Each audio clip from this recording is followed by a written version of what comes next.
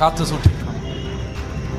പുകവലി, വെറ്റമുറുക്ക്, മദ്യപാനം, വ്യഭിചാരം, പോർണോഗ്രഫി, ആവശ്യമില്ലാത്ത കാര്യങ്ങൾ കാണുകയും കേൾക്കുകയും ചെയ്യുന്നത്, തെറി പറയുന്നത്, ഇതിൽ നല്ല ശരീരത്തെ മാന്യതയിലും വിശുദ്ധിയിലും കാത്തു സൂക്ഷിച്ചാൽ, ശ്രദ്ധിക്കണം, ഇങ്ങോട്ട് നോക്ക്, എന്നെ നോക്ക്, അങ്ങനെ വിശുദ്ധിയുള്ള ശരീരം കൊണ്ട് നിങ്ങൾ ഒരു വലിയ ഇരുമ്പ് വാതിലിൻ്റെ മുമ്പിൽ പോയി നിന്നാലും ആ ഇരുമ്പ് വാതിൽ നിങ്ങൾ കൊട്ടാതെ തന്നെ തുറക്കപ്പെടും.